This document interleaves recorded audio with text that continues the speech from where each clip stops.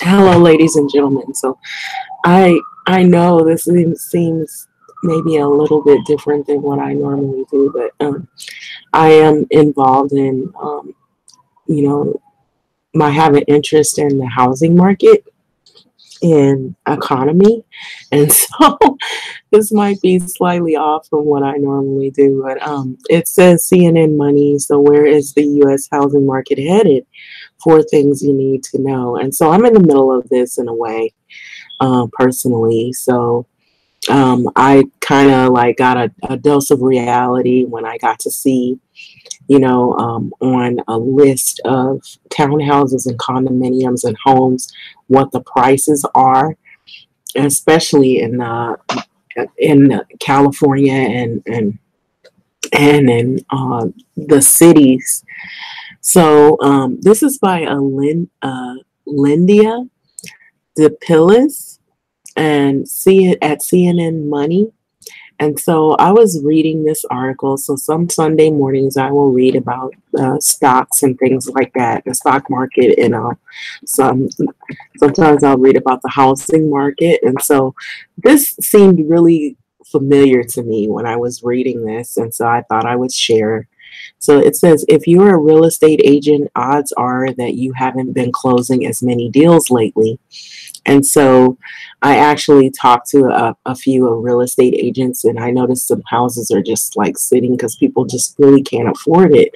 And this article pretty much states some of the things that are going on in this country is the reason why there's such a problem with selling homes. So a slowdown in the new construction and a short supply of existing homes for sale have pushed housing prices so high that would-be buyers are either finding themselves in a bidding war or they're sitting on the sidelines, and that would be me. So we're hearing things like from real estate agents that we haven't heard in 3 years about home buyers stepping back from the high prices. That's one of them, because the prices of homes are so expensive, so high. And I'm adding a little bit of my own thing that I've realized that I didn't really know that they could do this, but they're leasing condominiums and leasing townhomes. So I was always under the impression that you just bought them. And so I've also seen homes for lease as well. And so I guess this is people who maybe you're not looking to buy it, but you're just wanting to lease it. But if you see some of how much it costs for some of these places, it's just really it's just ridiculous. But anyway, I don't even understand why they would lease something like that if they've got that kind of money. But then if you have more than one person living there, if there's two couples or three couples, then it might be a different story altogether. Because I believe now the big thing is Airbnb, couch surfing, and then they'll have more than two couples, or two couples will be in a townhome or a condominium or an apartment even. And sometimes people will have a place and they'll rent rooms out. And so I've seen that happening lately. And so those are the new things that I've noticed some people have been doing. So it goes on to say that people are stepping back from the high prices, said Redfin CEO Glenn Kelman on the real estate firm's second quarter earnings call this month. So what's eating the housing market in the midst of otherwise it looks like an upbeat growth? In part, it's the victim of the economy's success. So the Federal Reserve is seeking to keep inflation in check by raising the interest rates, making mortgages more expensive. And that's what I was saying. It's like so expensive, it's ridiculous. Meanwhile, a crackdown on immigration as well as the tariffs on imported lumber have made it more difficult and expensive for builders to obtain the labor and materials they need to construct homes. That's especially true for the hot urban markets, where land is expensive and the zoning can be restrictive, according to the National Association for Home Builders. Freddie Mac forecast on Monday, that the housing market will stay slow for the rest of the year, but it doesn't see any real trouble on the horizon. Okay, so the healthy economy and the robust labor market should support home buyers' demand, the mortgage giant wrote. So here's what are happening in the housing market: new home construction, new housing starts are flattening out. So they go all the way back from 2000, and it was up between, say, it was up around 2004, in between 2004 to about 2006, and then it started on the decline 2007, 2008, and 2009, 2010, 2011. It drops, and then it starts to rise again in 2017 and 18, but not as much as it did during the years of, I say during the years of 2004 to about, no, 2000, actually 2003, 2004 to about 2006 was when it was more up, it was higher up there in the housing starts. So the new home construction surge following the recession, but has moderated in recent months. So that has left many markets with a persistent lack of supply. So that's not true for the sale market, the rental vacancy rate, and is also nearly as low as it's been since the 1990s. Housing prices, homes keep rising, deterring would-be buyers. So by it being so expensive, like I was saying, that's the reason why a lot of people are not buying these homes. They're just kind of sitting there. And so the slow growth of a new housing stock has driven up home prices quickly, especially a hot market like San Francisco and Miami. So other markets like Detroit still haven't regained the value lost during the Great Recession, according to the data collected by the Federal Housing Finance Agency. So although a closely watched Case-Shiller index showed on Tuesday that the home price growth slowed slightly in June, 20 city composite measure topped its pre-recession high at the beginning of 2018. So existing homes, people are buying fewer homes. Exactly. For one, they can't afford it. So low inventory is one, and high prices is the other, especially, have slowed down the entire housing market, which is mostly made up of previously owned homes. Some of these homes, they're not even brand new. They're already pre-owned. And if you see some of them, it's like maybe an investor's dream, but what's bad about it, those homes are going to be sitting if they cost too much. So it says, and there's a slowdown in the entire housing market, which is mostly made up of previously owned pre-owned homes. Existing home sales fell for the fourth straight month in July to the lowest level in over about 2 years. So the National Association of Realtors reported this last week. And so in addition, an additional inventory will help contain rapid home price growth and open up the market to prospective home buyers who are consequentially and increasingly being priced out. And so that's a word that I was going to use. It prices people out of neighborhoods, out of communities, and you have to look further away for a home or a place that's less, that's less expensive. So National Association of Realtors Chief Economist Lawrence Yun wrote on Monday, so that creates a drag in the job market as well, since it makes it more difficult to pick up and move to a new city for better employment opportunities. So Americans are already relocating far less than they used to. So people are not just going to like pick up and leave and go to somewhere else, leave their job because they're going to go to the somewhere else that has cheaper housing, because that means they would have to leave their job that they're currently working at and relocate their job. And there's jobs that you can't just relocate.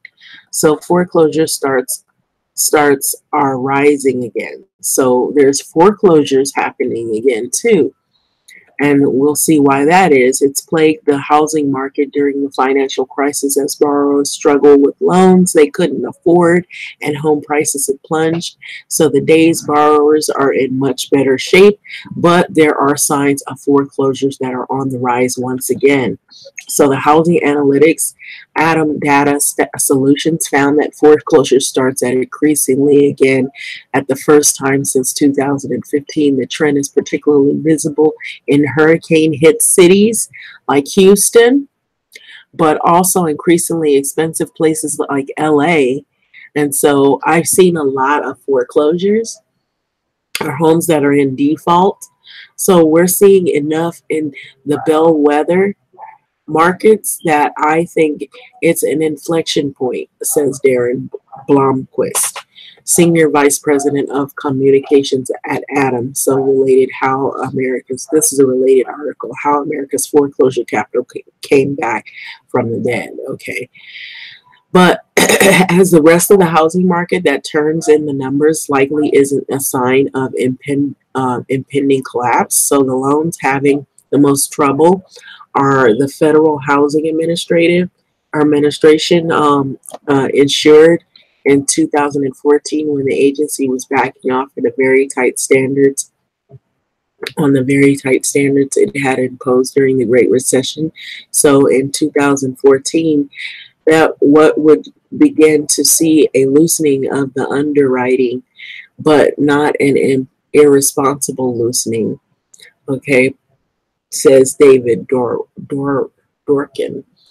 So a formerly treasurer, he was a former Treasury Department of Fannie Mae official who is now president of the National Housing Conference. I think we're seeing a return to a more normal market, is what he's saying. So he's thinking it might be more normal.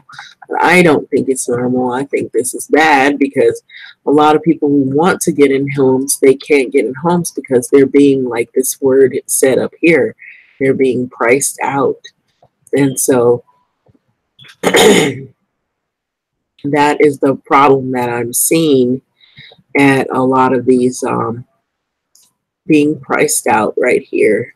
And so additionally, inventory will help contain rapid home price growth and open up the market to prospective home buyers who are consequentially and increasingly being priced out.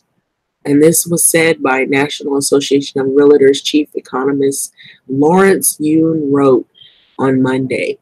And so that is what I've been seeing. So I've seen a lot of homes that they're really, really nice. And those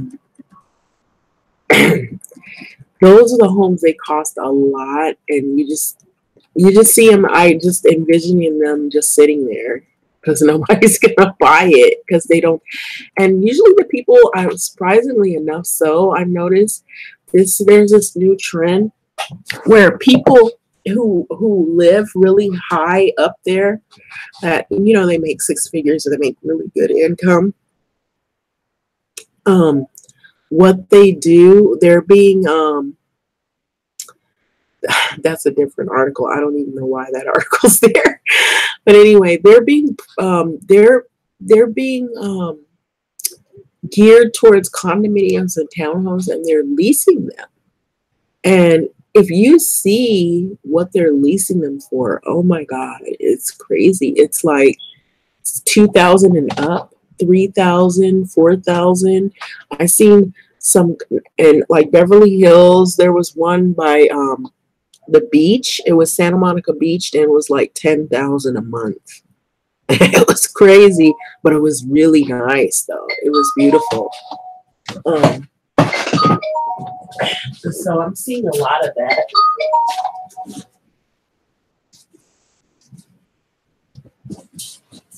So I'm seeing a lot of homes that are, they're homes that were previously owned by like maybe people who a lot of them, what I've noticed, they're like,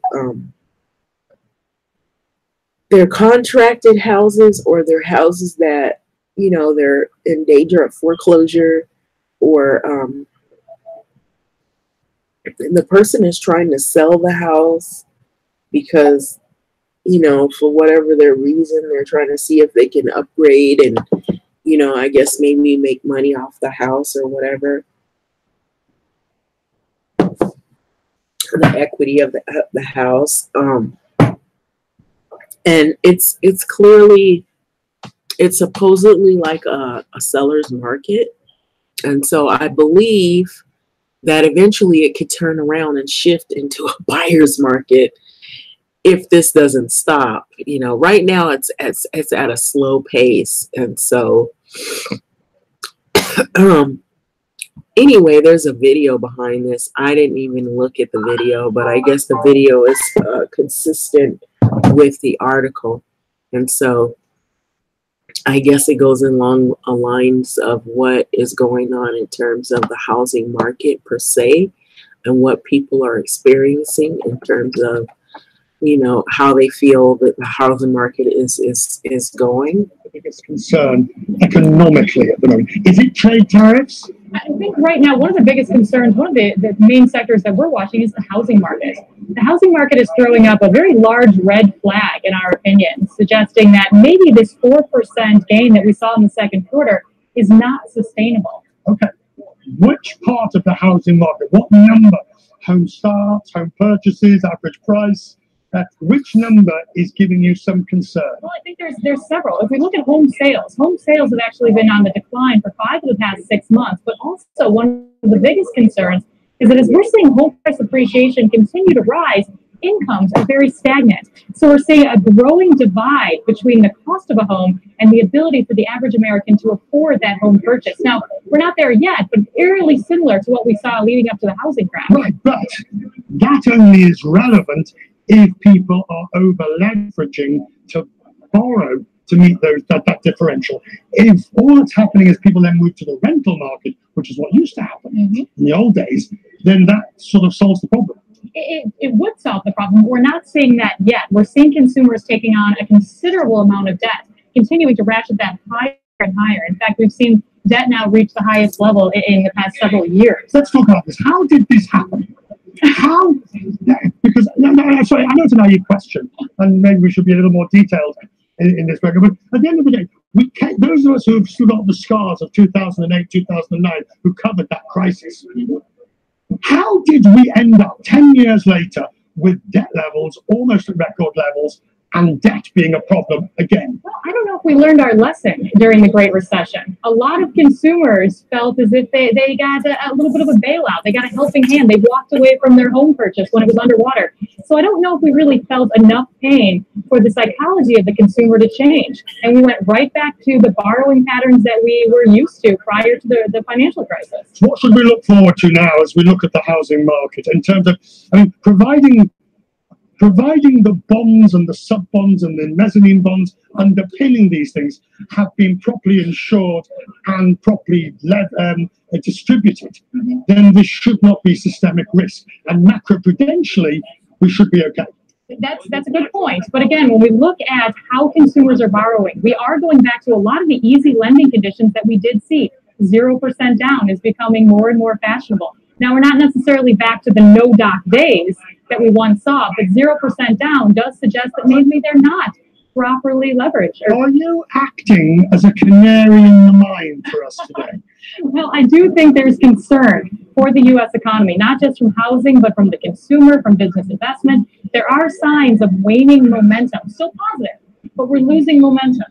Join me, Richard Quest, on CNNMoney.com each Wednesday at 12:45 Eastern.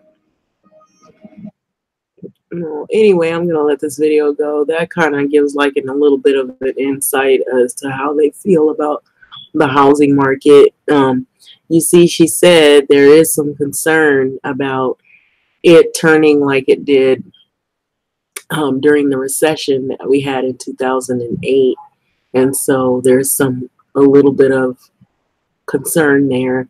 But you know, from what I know as just like a person that lives like in the LA area, and it did mention the LA area, the home prices are really expensive. Even outside of LA, there's homes that are expensive that I've looked at. And it just seems like it's ridiculous, you know. And then what they're asking for the leasing for some of the townhomes and the condominium is just seems unreal. Starting anywhere from 2,000 on up, and this is a month. And mind you, with condominiums and townhomes, there's an OHA fee, and that's a homeowners association fee additional that you have to pay with it. And so, I don't know that you do that.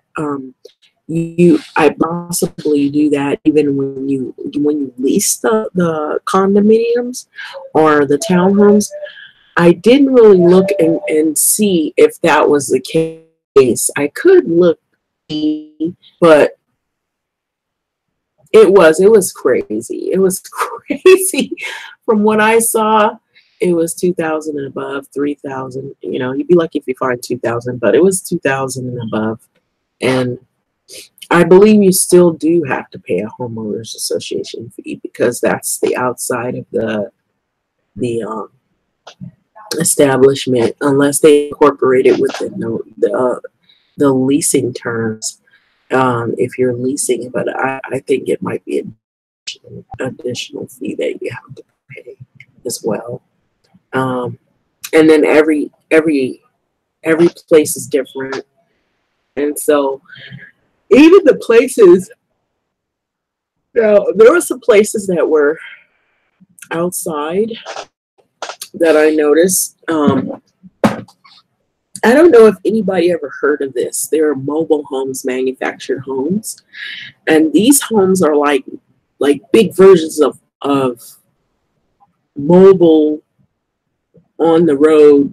You can drive home, but only it's stationary, and it doesn't have like it's a slab of concrete underneath, and then you have this shell, which is the home that it's sitting on it, and and you can lease these as well, and you also you have like taxes you pay on it, insurance fee you pay on it, and then you also have you're in a community area, and so they all kind of sit like on a track, and so some of those places, they look really, believe it or not, if you find some of them, those places, they can look really nice.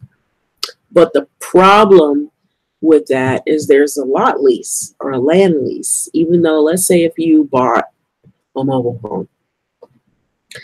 But when I was told that in the area where you live, they can raise the lot lease. So even though you purchased that mobile home and that home, you own it, you might have a lot lease, land lease fee where you rent out the space that the home sits on, that land that it sits on. But let's say they decide they want to go up on it. This is forever. They can charge you that lot space fee. And so it kind of seems defeating, you know, of the purpose of why would you want to own something like that and you still have to pay for the space that your home sits on, unless you're one of these kind of people that, you know, you can just take the home and move it to somewhere else, another location you thought was cheaper if they have the space available or whatnot, or you have it built somewhere where you don't have. I rarely do I see like a mobile home sitting off to itself or near other homes that are on foundation, but they usually sit like in tracks, and they're in a community where there are other homes that are also mobile homes. Now, they seem affordable when you see the prices of them, but then when you start looking at all the other hidden fees, which they're not hidden anymore, when you start investigating, you're like, wait a minute, this is expensive. You know, actually, I'd do better just to buy a house, you know. you know, because at least you have no homeowners association fee that you have to pay when you have a house. But everywhere you go, there's going to be something because you still got to pay taxes on a home. That's forever. You still, like, if the home needs maintenance and repair, you have to do that. That's forever. Um, and with a house, you're always concentrated on how it looks. If something breaks down, you have to fix it immediately, depending on what it is. And then the aesthetics of the house. Some people are really into that. So they want their house to be upgraded. And then you have to, like it mentioned in here, zoning permits. And so there's some places that you live, there's certain things you can and cannot build on houses. Like if you want to add an additional room, or if you want to move a tree, or if you want to do certain things in your yard, you know, you have to find out from the city what is permitted and what is not permitted. Believe it or not, people think, oh, I own this home, so I can do whatever I want on this home. It's my property. But if it's unpermitted, then you could get, I guess what? They fine you for it or something like that, or you have to go to court, or you have to resolve it, especially before you, let's say you want to sell it. It has, those issues have to be resolved before you can sell the home, or if you don't, then the next person that takes on the responsibility is stuck with it, and they have to resolve it. And so that's what I was assuming, that could be costly, because now you have to go through doing all of the alterations to fix it and to get it back to code. So anyway, with that being said, I'm probably going really deep into this, and for people who are not interested in this. But anyway, and for those who are, I would assume, it seems like it's a lot. So these tariffs have also had an impact on the housing market, believe it or not, and immigration as well. So I thought that was interesting. That's why I brought this article to the forefront, because I didn't really consider it at first, but I said there's got to be a factor as to why the housing market is stagnant. And so it did mention here that tariffs was an issue in it. That was one of the issues. And then it also mentioned immigration, believe it or not. And so it said it right here. So for those of you, if you didn't hear me earlier, it said a crackdown on immigration as well as tariffs on imported lumber have made it more difficult and expensive for builders to obtain the labor and the materials they need to construct homes. So that's especially true in hot urban markets, like LA, cities out in Detroit, other places, you know, Atlanta and all these other places. And so it's been pretty crazy, but I had a dose of reality. I spent, like, I think a couple of days ago looking at townhomes. I was looking at condominiums. Another thing is that some people don't just have a lot of money lying around, you know, and a certain time of the year, people are not trying to move either. So it goes in seasons because, you know, the holidays are fastly approaching. And so not a lot of people are trying to move during the holidays because they're busy spending money on gifts and getting ready for, you know, parties or different events and venues and whatever that they're trying to get together so they can have celebrations. They might be getting ready to go on trips to see family and relatives and whatnot. And so that can be costly in and of itself. So that's why not a lot of people also are looking at a certain time of the year at trying to do a lot of moving. And so usually I think it doesn't happen until around like when kids start finishing up school and the summer hits. But that's sometimes when housing, you know, markets reach a peak where they say, oh, people are now moving, they're transitioning, they're changing, and they're changing the locations. But because of money can be an indicator as well as whether things are going to work out or not. And so I think money is a factor. You know, we have all these issues, these protests about how people don't have a lot of income from the jobs that they're working. They're not doing a lot of raises. Like I did some videos about teachers who felt like they weren't getting paid enough. Now this is for different areas. I noticed it seemed like it happened more in the rural areas rather than the city. Um, Although the cost of living is higher in the city, so you're going to live a different way, and so your needs are going to be more costly, and therefore you're going to spend more money because you live in a place where, you know, food, it costs more, your lodging costs more, you know, paying car notes and gas costs more than it does, you know, like when I went to the South, I noticed that, believe it or not, you could, for a gallon of gas, it was almost under $2. And this was in the Carolinas. That's what it was. I was floored. I was like, oh my God, I've never seen gas so low. But as soon as I got back to LA, it's like $3, $4, $5 a gallon. It's ridiculous, you know. So it's like everything shoots up. You know, the cost of everything starts to shoot. And when you go in the grocery store to buy food, everything is more expensive. If you go somewhere else, it's just things just seem so extremely cheap. But the flip side of that is that I noticed that in the Carolinas, I noticed that like all the little fast food restaurants, a lot of Black people were working there. You know, as when you come to LA, fast food restaurants, there's a lot of Hispanic people working there. And the Black people, they're trying to do like the, you know, the city jobs or the government jobs because of the cost of living, because it's just too expensive. And so I noticed, I really put all this in my head and I was like, oh my God, you can see the difference. And like, but all the lower wage jobs that are here in the cities, you'll see like maybe some Black people working, but not as many Black people are working those jobs. They are trying to work the jobs where they can make a lot more money because things cost more. And like I noticed that in the Carolinas, there were a lot of Walmarts. There wasn't a lot of Walmarts. You know, there used to be like, we had some Walmarts, but they closed them down, a lot of them down, and some people know the whole scenario behind that.